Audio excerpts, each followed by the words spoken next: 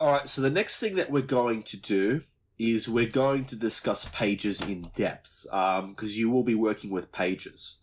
So when you go to the pages section, you'll see here, this is where you'll be adding all your static pages for your website, right? Now, one important thing to note is that when you have Elementor installed, you'll see here that you can edit, and you can edit with Elementor. So if you want to actually be able to make use of Elementor with your pages, you need to actually click edit with Elementor and make sure that you stay using that. Because if you click edit, it'll take you to the default WordPress editor, which you really don't want to be using if you've got Elementor installed, because Elementor gives you a whole bunch of features. So this is where all your static pages are going to work. So what we're going to do is we're going to create a new page. And we're just going to call this page test. And we're just going to go in here and click edit with Elementor. And this will take you to the Elementor dashboard, right, for the particular page. So you've got your widgets here on the left that we were discussing in depth.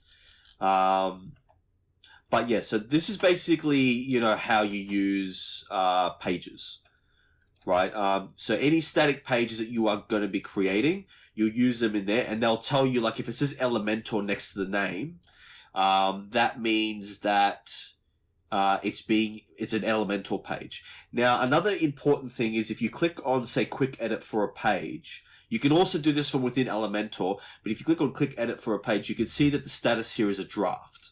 So there's basically three statuses: draft, pending review, and published. So if the page is a draft, nobody will see the page externally on your website, but if it's published, they will. So normally you want to keep pages in a draft stage until you're ready to publish it. So from within Elementor, what you can do is, if you want to see what a page will look like, if you click on preview changes down the bottom, so just so you check, it's just here to the left of the publish icon, it'll actually show you a demo version of the page. So you can see here we don't really have very much. We've just got title, the footer, sorry. But yeah, so that's basically how it works. So that's pretty much pages in a nutshell. They will be forming the static pages that you will be using for your website. So now we're going to move on to the next section.